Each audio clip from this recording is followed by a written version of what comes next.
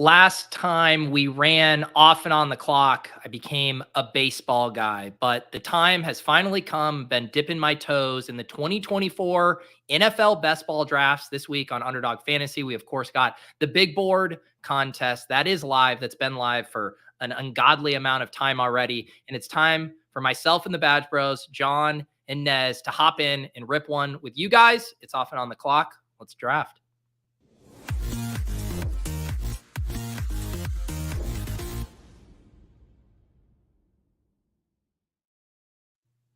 All right, guys, we're back. We took last week off. 2 weeks ago, we did a baseball draft. I don't know if I can remember a single thing about that draft, but now we are about to dive into some football here. Have you guys done any big board drafts on BadgeBros yet?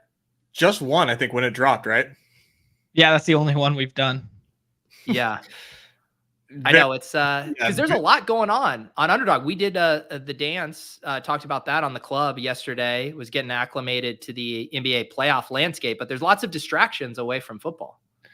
Plenty. Yeah, I've been keeping myself busy, and I hope you guys are ready. I know we were talking about blocking off like 6 hours of time today to talk about the deep dive of the rookies, strictly late round only, right? You guys have that time available? Yes. Good. Yeah.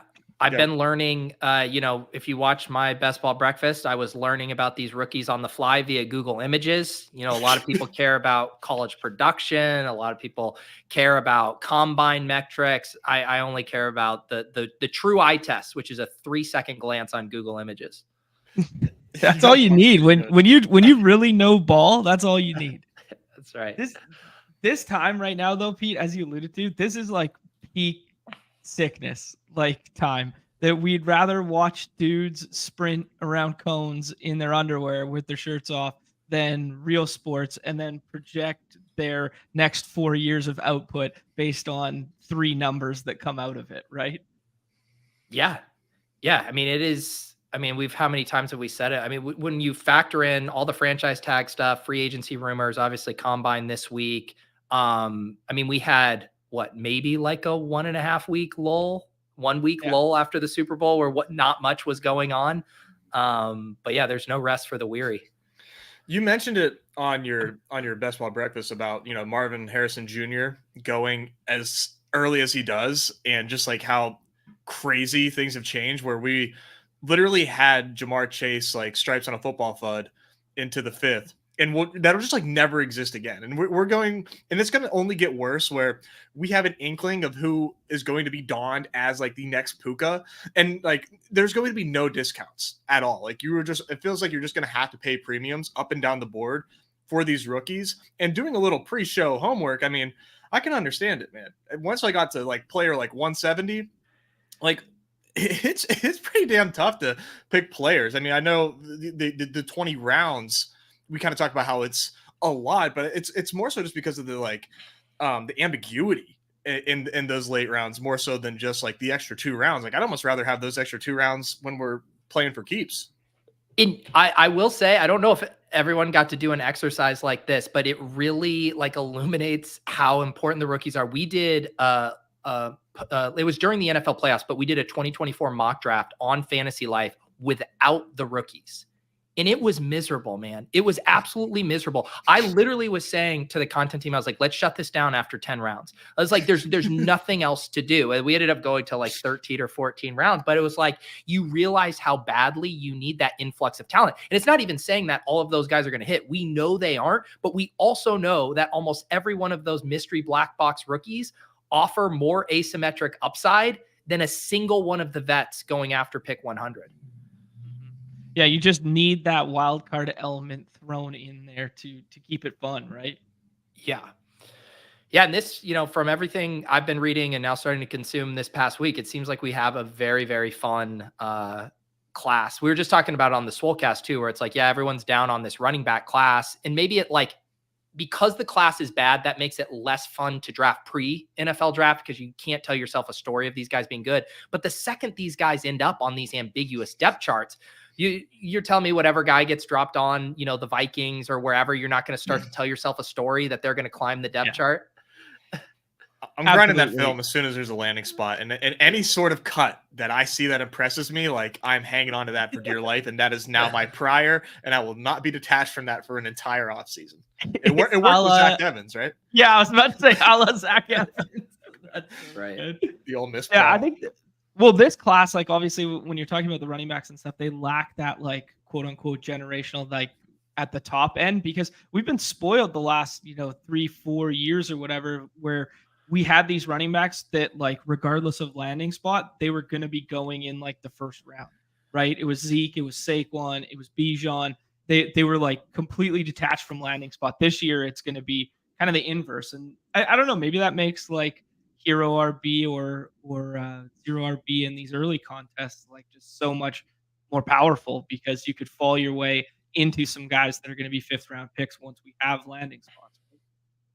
For sure. And I mean, that's the thing too with, it's not, no one needs to hear the whole thing about, running back production largely being driven by opportunity, but that's why it's still easy to get excited about the rookie running backs. Cause it's like, these are still fresh legs who at worst are probably going to be handcuffs in a backfield. Like we're interested in that no matter what. So yeah, maybe we're not taking them in the 7th and 8th round where we would like, and they're, more 12th, 13th round picks. But like, to me, that sets up the board to be really fun where, yeah, maybe we're taking our rookie wide receivers, in the late single digit rounds. And then man, once we hit the double digits, it's just going to be like zero RB fodder left and right.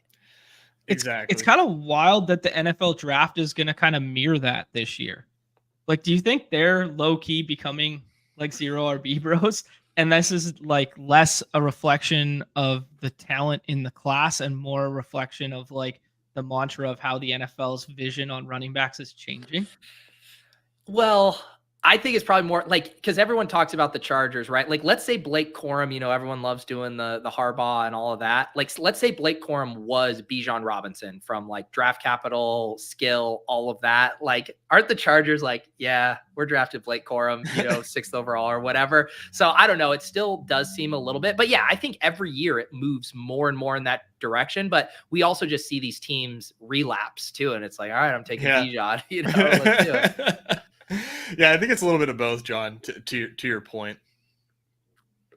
I'm trying to think who's the first rookie running back going right now. Well, he'll be the first one to go in the draft and first one going on Underdog right now is Jonathan Brooks. Yeah.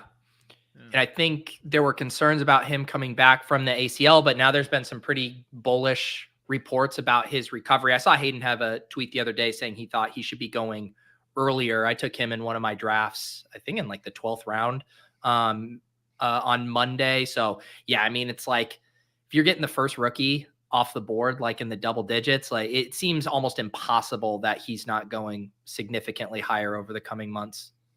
Yeah. Like just pluck a landing spot out of the air in the 3rd round and probably 60% of them will boost his ADP 4 rounds. And the other 40% of them will boost it 2 rounds. Like, you know what I mean? Yeah. Well, think about it this way, like, and I'm not as good at rattling these ADPs off my head, but like even like the Kenneth Walker, Zach Charbonnet, like, Charbonnet is pretty affordable right now. Like that's like worst case scenario, right? Like you go behind like an entrenched, pretty athletic, intriguing running back, and you still have that kind of floor. Like that's the downside, like spot you fall into, where a team would realistically draft a running back with a decent incumbent. So it's like everything beyond that is just upside gravy. I know we're like still a while away from the real big, flagship contest here, but is there anything that that you think that we're going to see trend wise going into this coming best ball season other than like zero RB, kind of like reigning king once again? Just quick glance, it looks like elite QBs and obviously elite tight ends are just like completely faded out. Yeah, I mean, obviously, I do think the rookie trend will probably reach a bit of a fever pitch this year with those guys going really, really early. And people basically just saying like, hey, after, round 5 or 6, like the opportunity cost just isn't big. I'll rather, take a dart. I mean, we already saw that kind of last year with, the Zay Flowers. Anyone who squeaks into the first round or even high end round 2, I think people will talk themselves into. Although I don't know if you guys saw the fake lulls that Davis and Bryan did last week, where Brian was kind of extending the scroll the F down mantra from dailies and saying that that could be more of a meta in full, best ball drafts, 18 plus rounds. And they kind of Brian made the case. And I'm going to bite because Brian said this would be something I would make a strategy video about. And once, we've talked about scroll the F down. You guys have talked about it for a long time as it pertains more so to dailies. But I thought Brian brought up some interesting points looking at, the underdog data, which is publicly available for everyone for how often players were drafted, and saying, should we more aggressively be applying that to our best ball mania drafts? I think it's really hard to apply right now with the big board because it's just like so much uncertainty other than just like scrolling down and taking random rookies. I guess I get it, but I could see that being the meta. But the safe answer is there probably won't be like a dominant kind of thing because I feel like the best ball space on the whole is getting progressively smarter in understanding all of these different levers. Like, to me, if I actually had to make a bet on like the biggest conversation topic within our circles, I think it's portfolio management and how you're actually managing that, especially over the duration of a super long contest like Best Ball Mania. But do you guys have any thoughts on where you think conversations are headed this summer? I think portfolio management, like you said. Go ahead, John. I want to hear what you have No, to say. yeah. No, I was definitely agree with you guys there. Like we thought the combinatorial ownership thing was going to be so big, and Davis said the same thing. Like, I thought that was going to be a really big conversation of last year and this year, and it just kind of hasn't been. I kind of think we're seeing like the pendulum swing this way and now swing all the way back in terms of like the I know ball stuff. And I think people are going to play less scared this year than maybe they have in the past and be like way more like exploitative in terms of what their behaviors are doing because they see now like how difficult it is. Guys have like 3, 4, 5 year samples and stuff like that. Well, I guess 4-year samples of being like, okay, I've done it this way. I haven't made the finals. It's so effing hard and there's just so much variance associated with this. I should just be aping in on quote unquote my guys. And I think we're going to have like a big movement of like, get your effing guys, opposed to balance your portfolio and stay within X standard deviations of. So I think we've kind of come all the way full circle to like BBM1, where it was just like, whoa, remember, just win your league and then see where the chips fall, right? Mm-hmm. I think it's going to become a really big, like, almost taking what Easy did last year and taking it like to another level. It'll be really interesting to see. I kind of agree with you. I think that it's easier to have that mindset with the time box contests, where it's like the Pomeranian drops and you're like, I'm going to go, elite QB in every one of these, or I'm going to select, I don't know, what's a player you could readily get? Like, okay, you're like my Jalen Warren, you read Pat's article and I'm going to take him in every single draft. Like to have that kind of conviction, unwavering conviction over the course of 3-4 months, like that does. And like Easy is definitely built different in his ability to kind of handle risk tolerance and have conviction. I actually am maybe a little more doubtful that other people could stay that like unwavering throughout the Best Ball Mania structure. But I do agree that I see people feeling more and more empowered to kind of go and get your guys. And I think the funny thing about the combinatorial stuff is I think like the CD Lamb Amon-Ra stuff kind of killed it, right? Because that was like the chalk combo ended up being the nut combo you had to have. And so everyone's gonna be like, screw it. I don't give a shit. Like, I'm going to take the best plays and I'll get unique elsewhere. Yeah, exactly. I know. I think a lot of this too hinges on like Leone's research. Like once we get the V2 of Manifesto, it'll be really interesting to see how like the teams that got good closing line value did, because I know last year, at least like the TLDR that I gleaned was that, if you adhere to ADP or get ADP value, your teams will do better. And I wonder if that's going to hold true again. And if it does, like who's going to stay that course or, do the live a little. I know me personally, where I'm at now with like the bankroll that I have to play with on Underdog, I want to get way more way more aggressive and do like Easy really inspired me to do something like that. And yeah, that has the potential to go really, really wrong.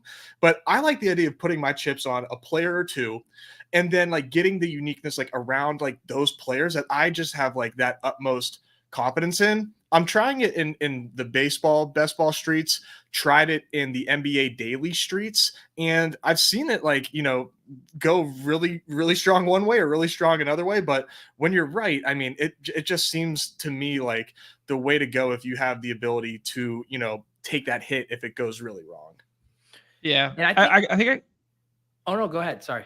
No, I got two things I want to hit on that one. I think it's way easier to do in baseball, Nez, because the injury risk associated with consolidating around one player is like significantly lower unless it's a pitcher than in football. So I think that's just like one macro thing. If you want to consolidate around like Yordan Alvarez and push him up from like 7 to 4 and take him from spots 4 through 8, doing that in baseball is way more reasonable than doing it with like say Bijan Robinson in football, just because like the injury rate is like so much higher. And then the other one that I want to hit on is I think this is going to be a big narrative this year, and we've been talking about it all year with the daily contest, because there's been a plethora of daily contests instead of just one main every single night, that our strategies have to deviate based on the contest, based on the pay scale, based on that. I think there's going to be a lot more research done on like the time box versus BBM and treating BBM as its like own entity. Right. And that's why I think, when I think the things I want to do this year in BBM, it's kind of like, it's basically treating BBM as different time boxes. So even though I'm going to be competing against rosters that drafted early with my late rosters, I'm going to more think about it of like, what am I doing in this window? And I swung too far in the other direction. I think last year I was overall happy with kind of my teams, all things considered, but I was often working under the mindset of let me just draft the best possible team in each draft and really letting it come to me, but not kind of pulling back and being like, I think you can marry those things. Like you can say like Mike Evans is like egregiously priced, and I'm going to make sure that I'm like reverse engineering my drafts to attack that. And then say if Mike Evans, he never did, but like say Mike Evans moves into the 4th round, then I'm entering a different era where, to Nez's point, maybe I have 1 or 2 kind of key guys or structural things I want to do, and then molding that to that time box. So it's like you're still trying to draft the best possible team, but you're attacking specific angles as the summer goes on. And it feels really good when you do get that closing line value. You're like, I'm hammering Jaylen Warren right now for the next 2 weeks. He bumps up and now I'm off. I'm shifting over to something else. So that's what I want to kind of blend, is having like more conviction to go hard in sprints, but not necessarily to feel like I have to hammer that over the duration of the summer. Yeah, that makes a lot of sense. Yeah, I think like a really good case study in that, and why we preach the dailies and stuff like whatever, is we say it's BBM in a night, right? Play NBA for one night and do 2 drafts the night before, do 2 drafts in the morning, just, allot $50 and just do this. Even if you don't know shit about basketball, and just see how much like changes over just a 24-hour window and how different ADP becomes. Because like, for instance, there'll be like a Q tag on Jason Tatum, and then he gets ruled out and it boosts up so-and-so. You just treat that as if a running back got injured in training camp, right? And you just see the way these pendulums move, and you'll see that on certain nights you need, this window. And then on other nights you need this draft window and stuff like that. So we have no idea which draft window we're going to need from that, like that approach right now, Pete. But I think it's like the mindset that you're treating it that way is like going to be a really sharp meta for the summer.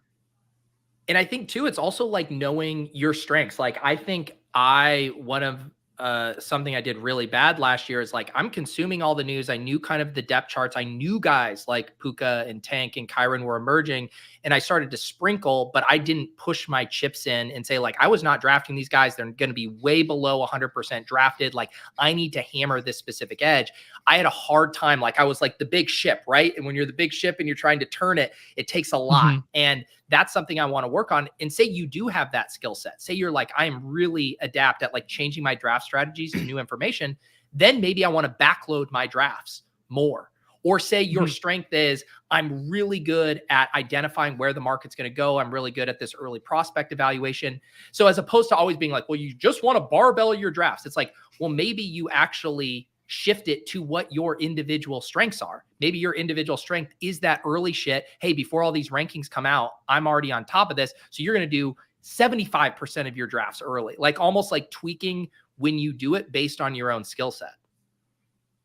Yeah, I like that a lot. I mean, and we can probably start to head into a draft because there is like a couple, like I know that I am very unfamiliar with this landscape, but there are a few guys. I do already have some early convictions just based on what I've seen already of some guys that I am really excited to get in on. I don't know if you guys saw the new, I think it was the Titans head coach give some comments on Tajay Spears.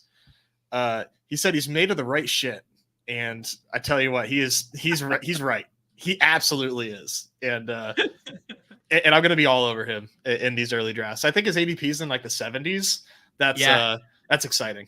I took him at pick 75 on Monday. Yeah, that's one guy that really just kind of like jumped out at me, the price and what I saw from him last season. I mean, you almost like don't want him to be a workhorse role. You hardly see that, these days anyways, but yeah, even if he does get some competition there, like he just to me has a pretty high ceiling, I think, evidently. Yeah, and like you start to think about in previous years, like I always say the phrase like a bomb is going to go drop off in the backfield in the NFL draft.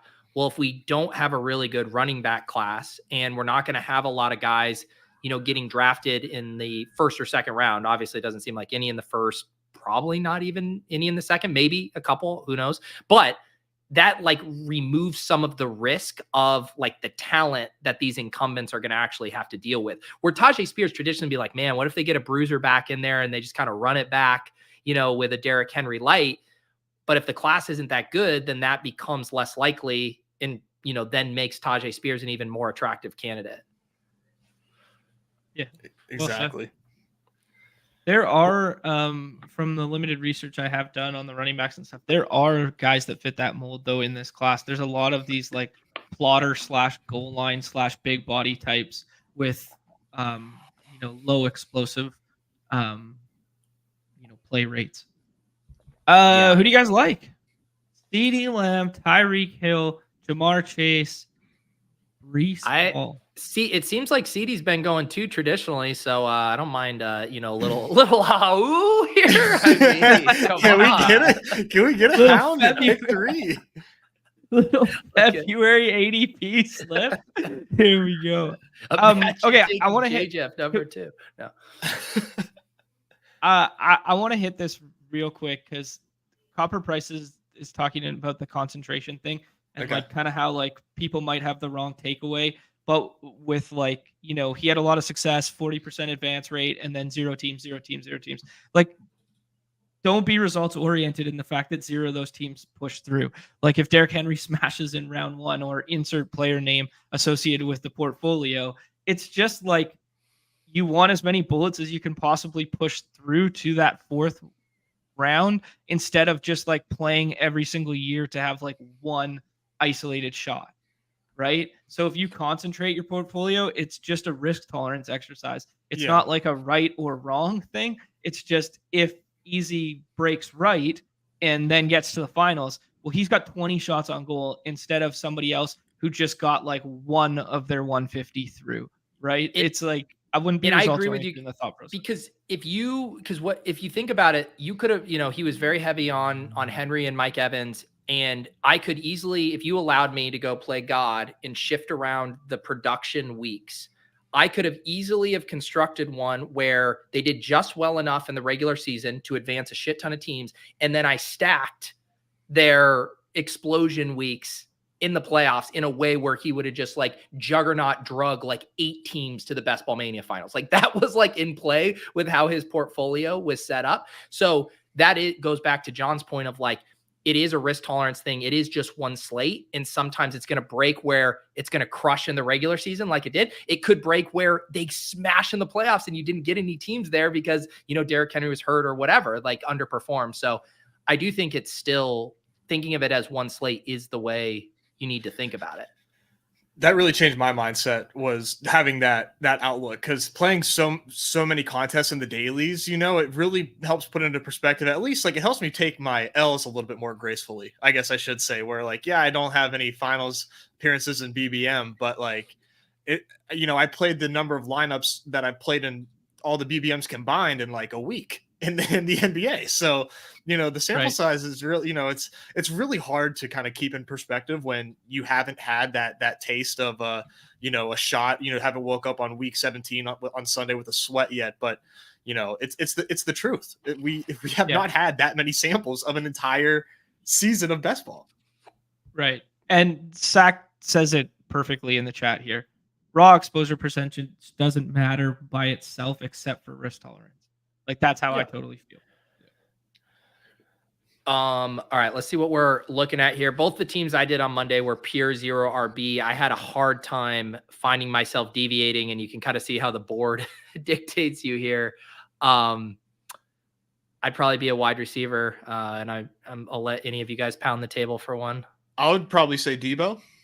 Yeah, I think Debo. Okay, if they move on from Ayuk, is that good for Debo? I think so. Like, it just has to be naturally, right? I think, I wouldn't overthink that. It's Shanahan, right. It's Debo. Like, I don't think all of a sudden Debo's going to get like schemed against. Like, Debo's a freak. You can't really do much about him. Yeah, fair enough. And I mean, we've just seen the splits, right? With any of those guys out. And then it's, if Kittle's out, Debo, Ayuk boost, like when it does heavily concentrate around that. What do we think the odds are? I haven't seen a lot of updated chatter. Is it like even close to likely that Ayuk pieces? They were talking about using the franchise tag on not Ayuk and then basically not having the money to set up long-term deal for him, and then he would command and seek trade. That's weird. I mean, they never seem to have a good relationship, like Ayuk and the Niners, so like it wouldn't surprise me. Yeah. It feels so long ago. What was it it was that week 1 game they had where he was in the doghouse. It was also the game, wasn't it the game Mostert got hurt on week 1 against was that one too? I might be misremembering those two events, but yeah, Ayuk has had a roller coaster. Jeez, man. Saquon here, I don't even want to click DK. It. Yeah, well, we just don't know landing spot. Like, if he goes to the Chargers, for instance, like, this is a smash, right? DK or Pittman for me. I'm DK. Fine with either of those. Pete? You can do either. I don't care. Okay. I did just see the news that Pittman is expected back, that they're basically going to franchise tag him or try to get the extension done, but they're not going to let him leave. Ayuk, you mean? Ayuk? No, Pittman. Sorry, just because we were discussing Pittman versus Metcalf. Oh, okay. Yeah, Underdog actually just tweeted that. Ballard said Pittman expected to remain with Colts in 2024. Colts would resort to the franchise tag if no long-term deal is reached. I like him just because I like setting up Richardson, of course. Like what I saw from Pittman last season too, obviously. But the Saquon, I mean, he's likely to end up somewhere else, right? Isn't he a free agent? Apparently the Texans are kind of hot for him right now. Oh man, that would shit. See, I was like, you know what? I'm ready to like say sayonara to second round Saquon, but it would be pretty hard to not get a little hot and bothered over a Texans landing spot with Stroud and Tank and everything. Do you think that would push his ADP up into like the late first? Yeah, I think so. I think people would, for right or wrong, people would definitely get frothy over him. I mean, yeah. You could tell yourself a bear case story on Taylor with Richardson coming back and the goal line usage there, and they didn't play many games together. And then you could tell yourself like HN's electric, but he's a limited snap guy. And then Saquon just becomes like, oh, he's every down back, and we saw this explosive offense last year, and zone run scheme push him up, right? Like that seems so easy to vault him over that tier if that's the landing spot. It really is just hard. Like in these early drafts, I mean, I just don't know. Like I'll certainly take, I'll end up doing some anchor RB builds, but like I just look at this and it's like after the round 2 running backs, I mean, you just can really start to poke holes in things. It's not to say there isn't upside scenarios. There are for all of these guys, but man, I just don't know if the ADPs fully reflect some of the downside stuff. Look at this guy out of the 11 hole here, 3 straight running backs. We'll see how how they recover. Although Drake London's a good place to start. Yeah, it is. Just looking too early. I'm a little surprised Kyron Williams isn't like a surefire first-round pick. Like, I don't know if people look at his box score and not remember that he was on the IR for like 4 games, but if he had a full season, his numbers would be bonkers. Like, I'm just really shocked. I'm not sure what the bear case is there. I mean, I was definitely someone who was like balking at his, I think early, I don't know if where it was early rankings that had him at like 1.6, 1.7. Okay, let's pick here. Jaden I Reed like up here. Holy shit. I like Cooper Kupp here. Did he go? I think he did. He went already?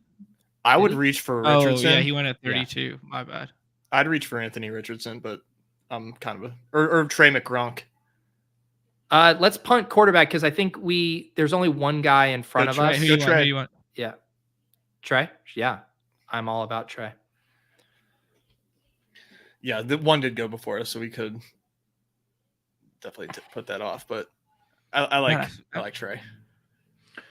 No, I think the Kyron stuff is people are still very worried about things broke extremely well for him from a competition standpoint. And so it's like if one intriguing body actually gets in there, that's not like the ghost of Darrell Henderson, right, or a rookie flopping Zach Evans. Like, does he siphon off some of those touches? And he's not talented enough to survive losing some of those touches, especially if they're high value ones. So I think that's where I think it's reasonable to be slightly more hesitant, sure, compared to a Brees, a Bijan, or a Gibbs. Yeah. Plus, it's only been one season for me. I'd have like bro science coach, like putting myself in Sean's shoes. I feel like he'd want to ride a horse there. Okay, what do you think here, John?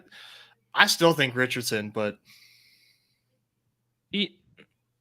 I'm fine with Richardson. Or you want to do your boy Rome?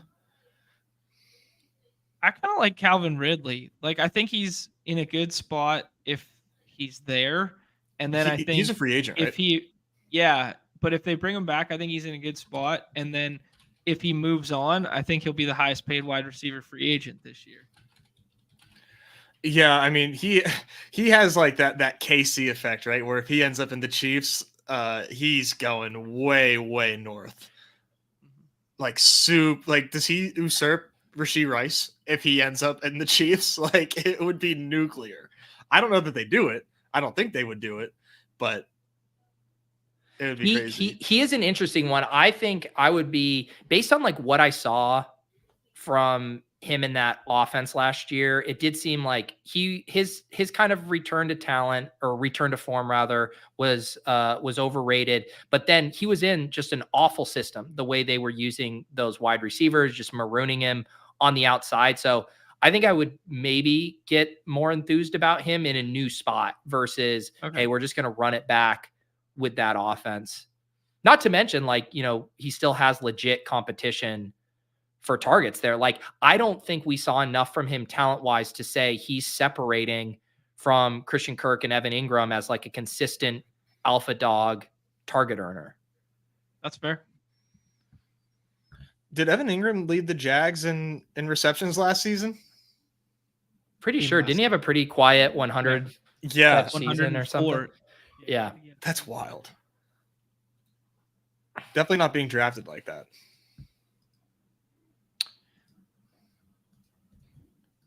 Yeah, don't remind me. Ridley did drop like 8 touchdowns. Those hurt. I think I saw Ridley has a chance to, or I saw some Twitter account posted, a graphic made in Canva that's like, he has odds of going to the Steelers. I don't know about that one, but sounds like your personal feed. Nez. Trade for Fields, sign Calvin Ridley, Arthur Smith, ball to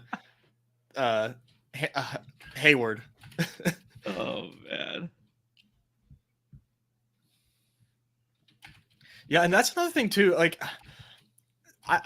there's a lot of split opinions on Trevor Lawrence as a QB. Like, yeah, if there's a lot of truthers out there and it's comprised of people that I respect, but from my eye view, man, I did not think Trevor Lawrence was giving us much. I don't know. Dude, I think Doug Peterson made evaluating so many players on this team so tough. Yeah, that's probably the real answer, is that he made it impossible. Even how they were using ETN, right? Like, one of the selling points about ETN is how explosive he was in space, and they were just using him up the middle. Yeah. Hardly any creativity, no pitches, like very little screens. And like, so I can go down the line, Ridley, ETN, even Ingram's usage would be really puzzling at times. So it's like, I kind of want to give him Lawrence a pass too. You want to get Nez's flag plant here, Tajay? What do you think, John? Tajay? What do you think? Henry's out. I like Chubb.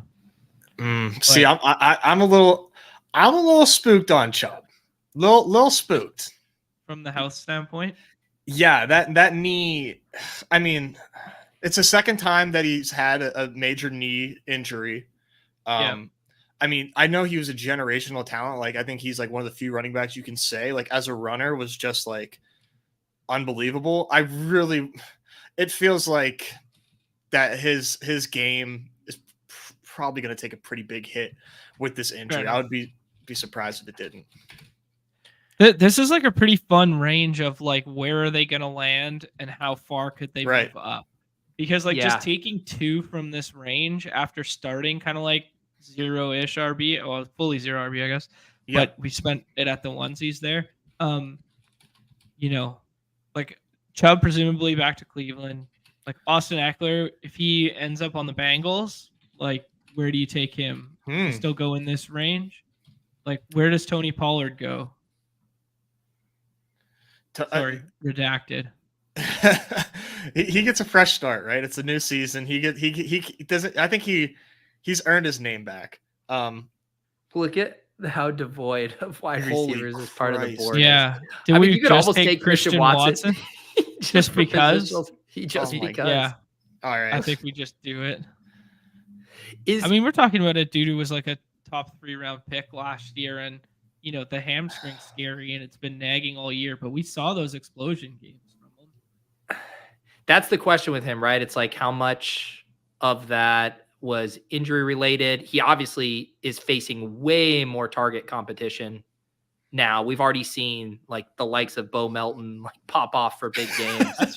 Yeah. But you can also say Tucker like Kraft, baby. Yeah, but like you could also say, hey, he's fully healthy. This is an ascendant offense. Jordan Love continues to progress. And if you were to get a couple monster games from Christian Watson, it's the Gabe Davis thesis all over again. And I hate to compare him to Gabe Davis, but that is the downside comp at this price. That's what I'm scared of, is that he is just Gabe Davis and we're just clinging on those spike games. And yeah, we might get a couple here and there, but are they going to be where they matter most? But I still think Christian Watson has the ability to be a good receiver. I mean, I liked him out of college, obviously had a really good rookie season. I don't think it's fair to write him off just yet, but I like this Green Bay offense a lot.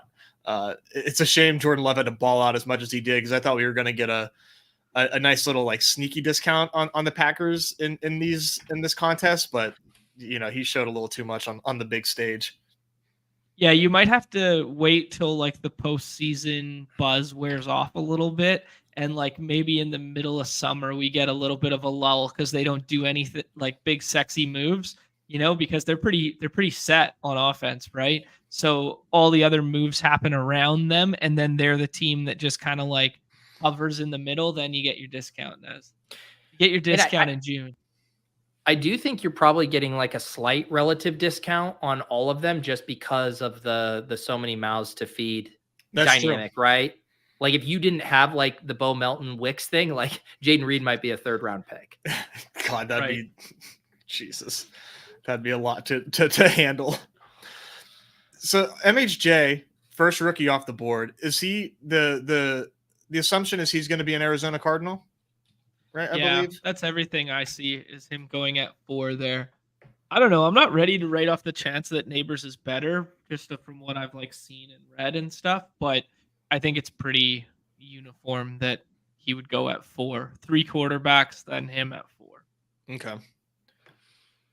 Yeah. I mean, it makes so much, both the draft position, the team needs, all of it add up, but crazy shit happens.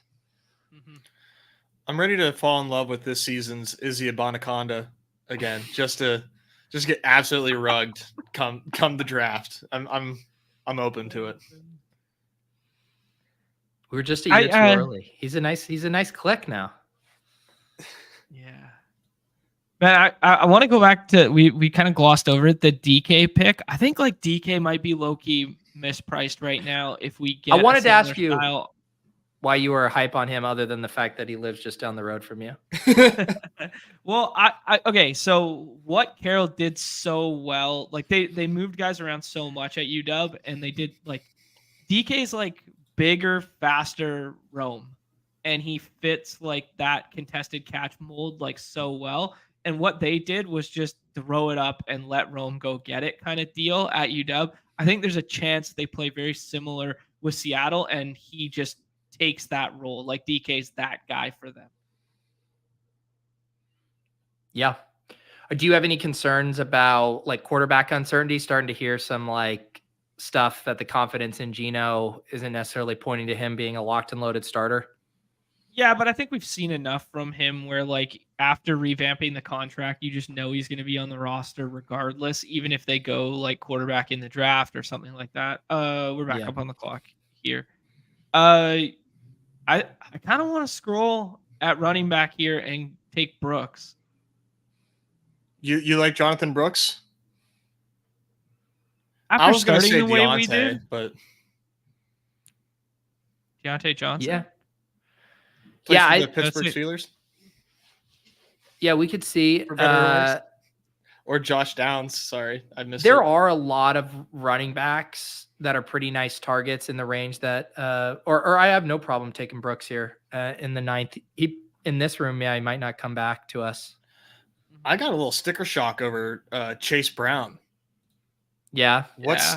I mean, yeah, he had some good games, but damn, man, I was not ready for that. That was the biggest like whoa moment for me seeing these rooms and seeing Chase Brown go. I think it was a Davis tweet that actually I was like, no way. It's true. It's I don't know. Chase Brown is kind of like this year's Jaylen Warren, right? Where people want to be ahead of like the most talented back in the backfield, even if, you know, the actual touch projection isn't quite there to justify it yet. Yeah. Because I think you can easily tell yourself, like, you know, if you do could Chase Brown be the guy you need weeks 15 through 17, that becomes a lot easier thing to sell yourself on. Mm-hmm. That's fair. See, like my thing with this contest, just like in general, is maybe I'm overthinking seeking closing line value right now, but I'm like, no matter what happens, like Deontay Johnson's still going to stay here. Javonte Williams is still going to stay here. Courtland Sutton's still going to stay here. But like, you know, Mike Williams could be a big winner in free agency. You know, Hollywood Brown could be a big winner in free agency. Jonathan Brooks could be a huge winner landing spot. Like, yeah, take Brooks. He's probably not coming back in this draft. Like, that's kind of like my thought. I mean, that definitely applies to Justin Fields too. Like, he could be big winner and or loser. But I think, like, I don't know, maybe it's my biases creeping in. Like, I would never take Deontay there. I would never take like Courtland Sutton here. I don't know. Well, it's because you aren't appropriately factoring in what Arthur Smith is going to do to pour gasoline on this offense, right, Ness? That's right. Why would you use, you know, you got to look at all the nice weapons that are there, and then it's all going to just funnel to vanilla Deontay Johnson. Like, let's go 5-yard receptions, 12 catches a game, 50 yards, no touchdowns. You don't want that? By far the biggest loser in all of this is George Pickens. Like, that's the guy that's going to go to die with this new setup. I don't know. I'm still hopeful that like him in an OC role will yield different results than him in a head coaching position. There are still like the things that you hear from the Atlanta Falcons players were all like really positive on Arthur Smith. Like the players and the people in Atlanta. I love this full capitulation spin zone on Arthur Smith when you shit on him all last year and now he's your OC and now it's like Now we're hearing good things all of a sudden. I'm just telling you what I'm hearing, man. I didn't like him in press conferences. I don't like him as a head coach, but he's my OC, and I'm just telling you what's being said, man. I think that there's a chance as an OC, it's going to yield different results. Let me post. I like it. Hey, okay, picture this. Picture this. Dog Bowl next year. We're sitting on the couch in the back of Miami there. We're talking about who the sneaky plays of the week are. We spice it up with a George Pickens 3.5x spicy margs because he hasn't touched the ball in 3 weeks. He comes out there, big bomb opening play, guy you need in the Dog Bowl, plus the spicy marg of the night. And we all have a big live celebration. Wow. Clip it. You just went from dogging it to say it, just painting just an absolute night on the back of George Pickens. The worst thing about the Steelers offseason right now is that there's too much buzz of like we like our quarterback room. Like, no, you shouldn't. Like, why? Right. Why do you like it? What's going on here? If you like it, then then they need to they need to fully commit to a tank and lose and just commit to sucking. But instead, they want to win 8 games so damn bad. For what? For what? Right. Man? It's so frustrating. Oh man, I wanted that locket. I wanted to set up that little Seattle double. Who do you guys like? Geez, yeah, this is where it gets kind of rough. like Roshan. Yeah, Roshan's fine. Going back to the Roshan well. Do you think? I mean, without a rushing quarterback. Yeah, without a rushing quarterback, and we think he's the most talented on the roster now. Yeah. He probably gets a bump once Caleb goes there, I feel like. What do you guys think about, as John, as the resident Seahawks homer, what do you think about this Charbonnet price? Because he is cheaper than he was last year. We know more information. Like, we know he can play. We saw what he looked like when he took over the backfield. Like, nothing has changed, and he's cheaper. Yeah, that's a good shout. I think the offense could be a lot better too. They're going to lose some offensive linemen though, but they'll probably address it in the first round. Like, that was, yeah. I like Charbonnet here a lot. Don't like it too much because then it won't come back. Omega King is a free thinker. Yeah. He may be watching, but he's got his own plans. Get your Mr. Good Boys in the chat. Look at his back hunch, like he's like reading a newspaper or something. He's a wagon, dude. This couch, he is fully concave that cushion from just like flopping on it because he's like he has his pounds or whatever. He has his spot that he sits at every time. Oh yeah, he just goes there and it's incredible. Sharps then? I kind of like Sharps. I was talking myself into it. I know other people I've heard talk up Zamir White and Ty Chandler in this range. Mm-hmm. I feel like Oh, go ahead. No, the Zamir White kind of gets a little scary after the reports that, all those running backs are getting released, and then the Raiders say they want a franchise tag or work out a deal with Jacobs. That kind of puts a little FUD in the Zamir White stuff for right now, for me at least. Yeah, I think, when it's like if I'm like breaking ties there, like people prefer Zamir White and Ty Chandler because they can tell themselves the story of him being the lead back. Whereas with Charbonnet, they know he's going to be behind Walker most likely, but it's like, we don't know that for how those backfields are going to shake out. They're both very likely to add. So at that point, like, kind of bet on talent a bit there. And I think Charbonnet is the most talented of those guys. Yeah, I like that shout. The one that's interesting in that range too is he's still on the board. There is, we saw Devin Singletary, he exploded at the end of last year, but can you go into this year being like, that's our lead back, especially with all the Saquon rumors? Yeah. He was very serviceable, and it seemed like the Dameon Pierce fall off was really strange. Like that kind of seems like it would be a nice dynamic 1-2 there, but it was just a 1A. He was a workhorse. He was a literal workhorse for that. It was the way that season wound up for Dameon Pierce was so strange. And now, like, does he even get drafted right now? No. Let me look. 193 ADP for Dameon Pierce. Oh, okay. So he is getting drafted. I'm not like advocating for him. I'm just saying, like, what a fall off. He was like in the 60s. Well, this is the classic, because you get the two types of like the confidence interval for those 0 RB targets. And like Devin Singletary is the perfect guy. Like when he's in that later range, like where Deontay Foreman was going, where Jeff Wilson was going, like you're essentially taking on no risk versus like when you're spending the 10th or 11th, you like have to know that guy's the number 2 for that to even be viable, just because his talent profile doesn't really indicate that he can overcome not getting a ton of touches. Right. Mm-hmm. Yeah, that's a good point. The boy Lad McConkey goes, dude, I'm into Lad. You're Lad filled. It's too easy to picture him being like a productive player in the NFL and just getting like eight receptions a game. Okay, here we go. This is where the draft starts. We're looking at Bucky Irving. Yeah. Allen. We could QJ sophomore bump. Do we have any stacks we should start considering for quarterback too, or any quarterback values? We can grab a skill position here. Yeah, we missed out on Dallas. We missed out on San Fran, I imagine, though I don't definitely know that. I assume we missed out on Love. Gino is kind of the only guy with the DK. Okay.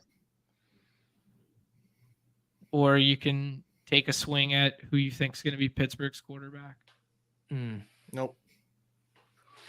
Yeah. Where does Alec Pierce go? Way late, right? we're gonna have to get him star methoded.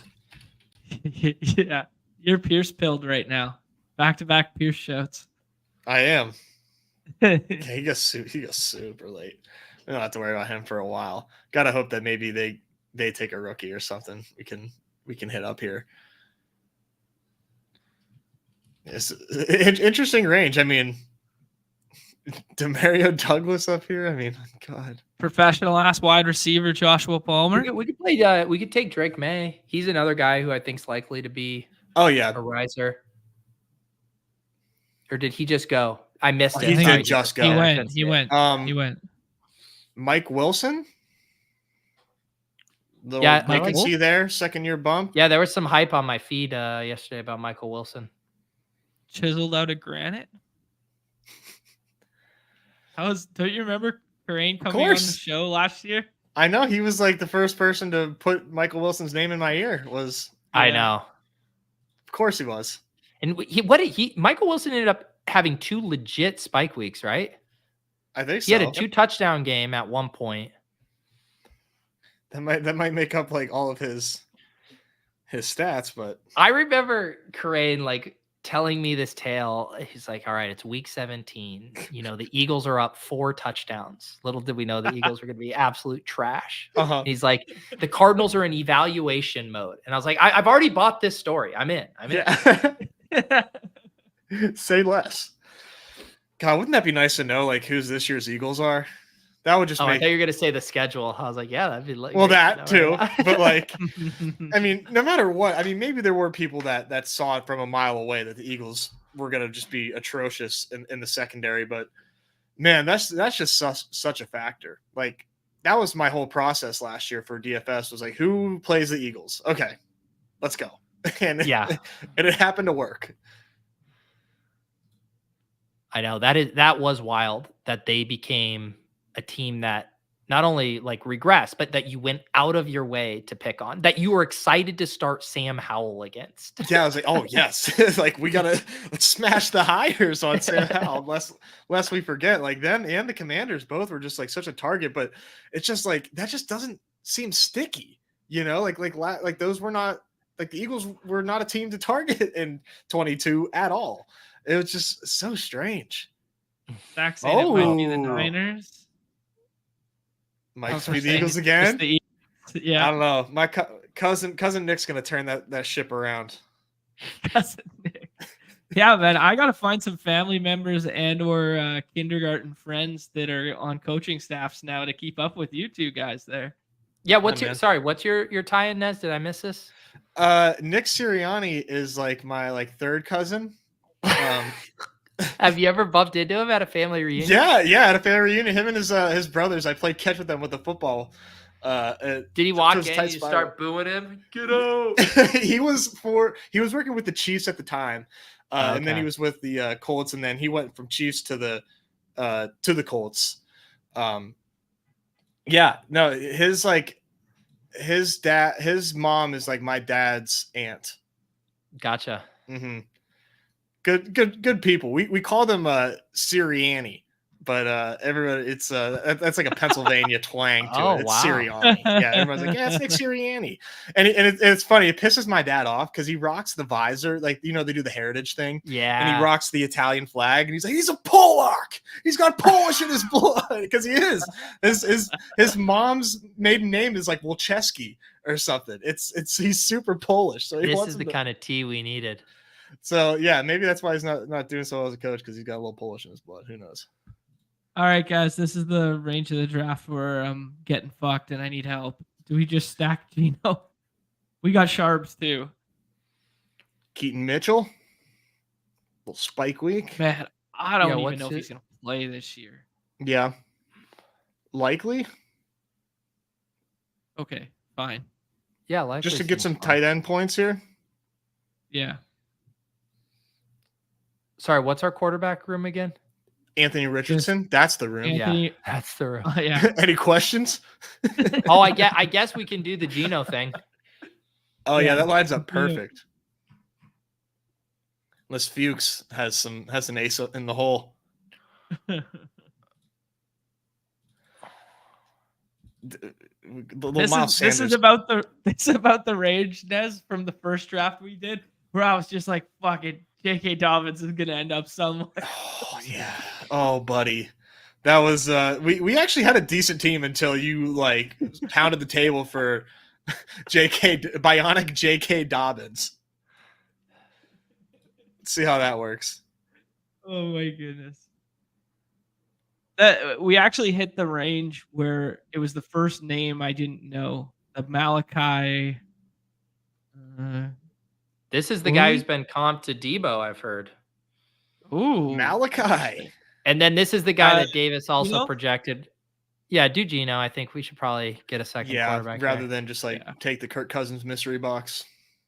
Right. Yeah.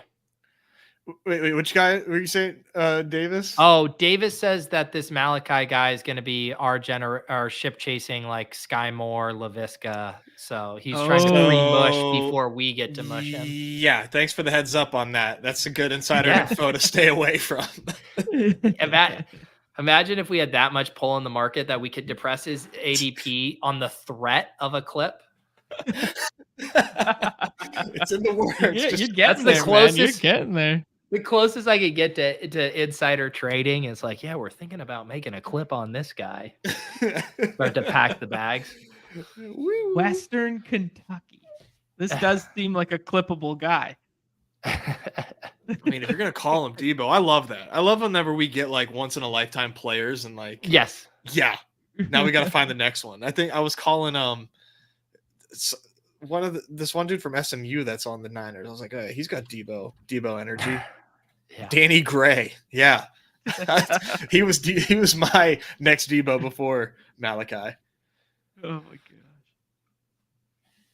This is an interesting one. This Worthy versus 80 Mitchell. That's wish I had anything to had any opinions on that yet. I haven't done my Just Bombs highlight scouting yet on those guys. Well, they're both Texas guys, and then I think Worthy's I don't know. I think he's gonna get I think he was a bigger prospect before, and then now I think there's kind of like low key becoming like a flippening. But I might be like Brett Coleman pilled because he really likes AD Mitchell when I was listening to him. So Brett's got a way of doing that. Like he really, if Brett likes a guy, it's hard for me to not like want to take that guy in all my drafts. He's got a lot of conviction whenever he's telling you about these guys. And he speaks so like matter of factly and like so like simplistically and matter of fact, and I'm like, this is hitting all the boxes I need right now. He needs to do he needs a cameo page where I can like get him to just say nice things about me as a DFS player. And then, like if I'm ever feeling bad, I can just like watch that back. Like, it's like Nez reminds me of a young Utica right now. No process whatsoever, all in his head. It's the truth. It's the truth. Yeah. Remember, Nez, you qualified for the dog bowl. Yeah, thank you, Kev, for doing the Lord's work here. If you haven't hit the like button, hit the like button. If you haven't subbed. If you're not a member, what are you waiting for? We got different colored shields now. I am a member of the BadgeBros channel, but I will sheepishly admit I have not gotten to check out a members only stream yet. What kind of stuff am I missing behind the curtain? Are you still aping my my coffee bit? Yeah. Every now and then, I gotta rip the bit. It's my pour is too like the way I have my canteen. The pour is just so. I'll take you under my wing. It's too good not to share. I can't. They pay for it. I gotta give it to them. No, we just do mostly NBA ranks right now with me in the morning, and then I give them like some story time about whatever I was doing the night before or whatever the hell comes to mind. But nice. Yeah, some baseball content behind there too now that some it's Arthur Smith fan fiction. Have you mixed that in yet? That's on the nestakes.com. Guys, who we taking? Let's take a rookie. Traylon? Might as well be a Cue him, and then we can scroll for a rookie. Jonathan Mingo. I remember. Oh, I would love a mulligan on Iasovis. I meant to take him on my stream the other day, and people were very upset that I accidentally took Tyler Boyd instead. Do it now. It's fine. It's for the people. Where does Boyd go? Apparently too high to me. Wow, Boyd is at pick 200. Players like Tyler Boyd are what make me feel old because like he used to be the like unheralded prospect. Rotoviz loved him because he was super productive in college and like took a while for him to get his chance and then like started to really flash. I think it was might have been his rookie year. He had like a spike week toward the very end of the season or had a couple good weeks or whatever. And now he's like the old dusty vet that we're discarding for some dude who ran track at Princeton. I played my last high school basketball game ever against him. Are you kidding me? What? How deep does this rabbit hole go? I don't like to talk about it. It was sad. We lost that game. I'm a Hyatt truther, but we can go any direction. And then what do we think? Is this a 2 QB or 3 QB team? I think it's got to be 3 with. I don't know. When you spend the bull cases, you spent the capital on AR and draft as if you're right and you win. The bear case is it's AR as it's AR and Geno, and there's a non-zero chance Geno doesn't have a starting job. Yeah, it depends. Like if there's some exciting quarterbacks there, I mean, with a 20-round draft, I think it makes sense to do 3. I mean. Yeah, AR is QB1, so you could say what's the point, but it still helps. He can't score 30 points every week. That would be such a Chiefs move to sign Tyler Boyd. It would. It really would. Mm-hmm. That seems so on brand that now that I think about it, it feels like that's gonna happen. I'm really good. He's like the anti MVS. Yes, literally. And what they wanted Sky Moore to be. Yeah. It's so perfect. It's like, let's just go get it. We wanted Sky Moore. Let's just go get him. Javon Baker goes there. I was told by Dave, who was a Dog Bowl finalist, that Javon Baker is someone to watch out for. That's really all I know about Javon Baker, but there's a little alpha for you guys from the show that someone told me who I trust that Javon Baker's the real deal. Yeah, he also the Malik Washington one he likes as well. Mm-hmm. Yeah, Jimmy's on it. Yeah, not to mush all his picks, but those were two guys that. Yeah, we'll share that. Give Dave a follow. He does good stuff for ETR. I have a Ray Davis thesis. Oh, everyone's clicking his name because it looks like every name they've drafted in the past, like some portion of a name that they've drafted in the past, and that's the only reason he goes higher than some of these other rookie running backs. He just looks like a comfortable name to click. Yeah, it's like he sounds like he's both Terrell Davis's son and a jazz musician, and that seems like a great click. He was literally born to be a running back. Here we go. No, he was. Look at this. He was born to be a councilman. Look at that. He's going full suited up in his picture. You want to read? You want to go Pete's thesis on reading guys' images? Oh shit, we're on the clock. Oh yeah, he's about to block rezoning some districts for sure. Yeah. Rezoning district. I've heard some people say they're in on Bryce Young as a QB3. I don't know how gross you want to go on that. By the dip, just go back to back, Young and Mingo. Okay, I don't mind. Let's do it. But if I told you that someone traded up, JJ McCarthy went QB4, and he went to there's like a little bit of smoke around like Vikings right now. Yeah. Or if he went to like Atlanta or something like that, would you rather take JJ McCarthy than what you've seen from Bryce Young? I think it's if I know that, then yes, I think I would go JJ McCarthy. I think the problem is like we know Bryce Young is going to start, and we don't know that for sure with McCarthy. Yeah. But if you knew landing spot, you guys would take JJ McCarthy over him?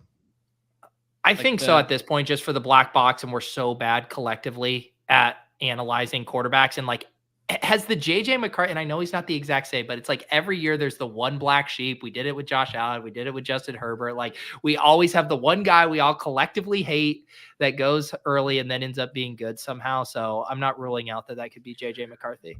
I mean, I'm just trusting other people on JJ McCarthy that are telling me like, hey, this guy is actually good. Like, just a white Big Ten quarterback that just like didn't pass that much. I'm like, really? Like, right. Okay. Yeah. Desmond Ridder. Are we doing it? Are we sticking to the plan? Why not? You want to give us a scroll? Yeah. Nope. All right. That's just embrace the stack. All right. Yeah. This is plus EV. Trust me. It's John's account. No one cares. It's fair. Brick took the scroll the F down. We're gonna take the who the fuck's Jonathan. Yeah, there we go. Little barter system for the. All right, how about have we haven't drafted a rookie wide receiver yet? Let's or what do we need positionally? Do we need a running back or wide receiver? We need a running back, I think, or tight end. I mean, we could play this as 2 tight end, but 2 tight end in 20 rounds feels. But you spent the capital on Trey, so might be paying the rake. How the mighty have fallen. Tank Bigsby now in round 19 after, I'm old enough to remember when he was going to usurp Travis Etienne. Right, yeah. That was full just name equity. I refuse to think otherwise. Dude, he was the Ray Davis. Oh boy! For the inverse reasons. Oh, it's so true. Where does Etienne go right now? By the way, I feel like he's gonna be Etienne. Yeah, I think he went in the third, right? Okay. Third, right? He went late third. All right, that's fair. I do like him. I like him because he breaks tackles. I feel like there's some ceiling there. Yeah. They just, like you said, they just aren't really using them right. Doesn't it feel like we start every offseason this way and then it slowly gets pricier and pricier as the year goes on with quarterbacks? Like I'm just looking at this right now and I'm seeing like Josh Allen's the only quarterback. We almost snuck to round 4 for Hurts there. I mean, technically we did. Well, Just flip last season it those. was the inverse. Like last season, quarterbacks got the premium bump like from the jump early. Yeah, It was like, holy shit, there's 3 quarterbacks in the first round. Like, there's no way this is going to last.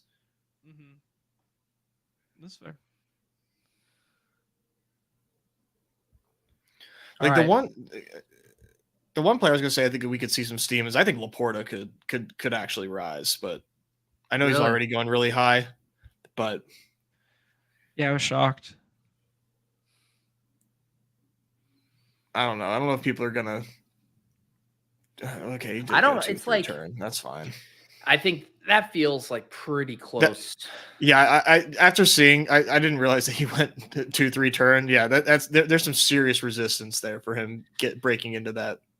I think people have been so burned by some of the non-Kelsey elite tight ends over the years. Like we had the year where wasn't it Kittle and Waller were going at the 2-3 turn.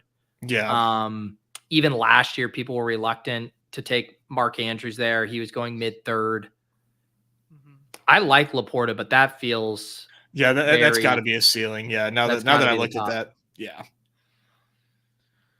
All right, guys, running back or tight end. Scroll down and take a name none of us know. Yes. Rasheen Ali. Isaiah Davis. Rasheen Ali.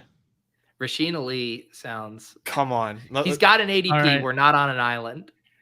All right. Oh, let's go. Rasheen Ali. Okay, let's check this guy out. Now you got it. Now hit us with the Google image. All right.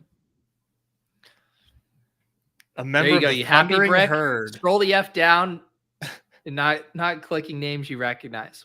Oh my God, he got hurt in the Senior Bowl. What? Hey, buy the dip. Hey, guys, modern medicine, rehab, it's further along than it's ever been. These guys come back. That's right. What was the injury? Re-injures per sack. Okay, look at this. This was the last. ACL. This is the last game of football he ever played, guys. Senior Bowl. What if he's the guy you need in 2026? I like it.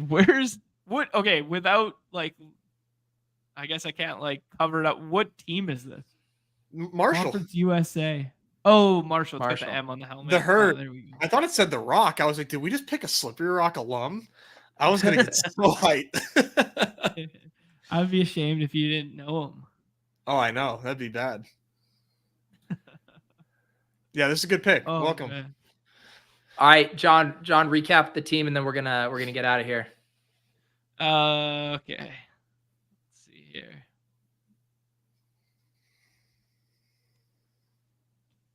The coveted 3-6-9-2 fragile tight end build.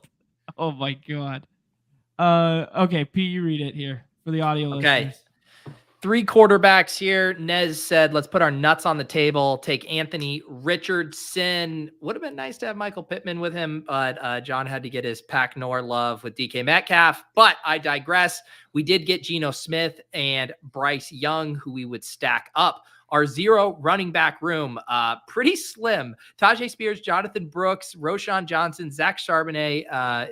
Is that Braylon Allen? Braylon Allen. Sorry, I can't read it on my screen. And a man who got injured at the Senior Bowl. Wide receivers, kind of like our wide receivers. CeeDee Lamb, Deebo Samuel, DK Metcalf, Christian Watson, Deontay Johnson, Michael Wilson, Andre Iasovis, a.k.a. Yoshi, Jalen Hyatt, and who the fuck is Jonathan Mingo? 2 tight ends, Trey McBride, Isaiah Likely. I think we probably should have flipped one of those mid-round wide receiver picks, Watson or Deontay Johnson, to a running back. Otherwise, no notes. Let me look at the running back room one more time, John, before we There's not much to look at. Well, we got 60 picks of closing line value on Jonathan Brooks, so that's true. Hey man, Jonathan Brooks and Braylon Allen, when they end up like being the RB1s on their respective teams, we're gonna be Venmo and John for some equity in this bad boy. No one's ever gonna want equity in this one. Yeah, I want out. Oh man, Braylon Allen's the kid that was Wisconsin, right? Your guess is as good as mine. I think he was the Wisconsin kid. It was like, yeah. All right. Why is there a hater? I think flipping one of these 3 wide receivers to a tight end would have done us some good too. But I don't know. It's hard when you spend a 46 pick on McBride. But I think in these 20 round drafts, I want to have 3. Mm-hmm. Yeah. Yeah, I feel like Converted that one's just safety. on the fringe. Oh yeah, Put up this is the one. 1,212 as a 17-year-old. Dude, I'm so in on this guy. What do you guys all got right. coming rest of the week? We got paywall tomorrow for Nezzy there, and Friday we will do some more baseball and hoops. There's a big so baseball and hoops for the rest of the week, but hoops tomorrow, baseball and hoops on Friday, and then we've lined up a special guest and a special surprise for next week, but I'm not going to tell anybody yet. Wow. Yeah, We'll have to that's figure what we out- in the biz call a tease, Pete. Drop in the comments what you guys would like us to do on this show, Often on the Clock, next week. As far as which sport, I'm happy to be a multi-sport athlete. If you sickos wanted to keep ripping big boards, have us talk strategy, let us know what you would like for this. Anything else from you, Nez? No, you guys will see me tomorrow for the paywall. If you're not a member, go ahead and join up. We got some good stuff behind there. And and then we'll do a show Friday, John and I, probably some hoops, probably some baseball. A lot of baseball coming down the pike, though. We've got 1 month until the real opening day. So we'll be a ton of content in there. If you're not in the Discord, hop in the Discord and chat baseball with us. Beautiful. Thank you. I'll make sure you subscribe. Oh, go ahead, John. No, one more. No promises. I got something to do in a minute here, but then I'm going to be drafting NBA to close, and I think I might just fire up a super casual paywall, whatever. And nice. Yeah. Awesome. All right. Appreciate you guys. We'll see you next time here on Often on the Clock. Peace. Oh shit, this is my job.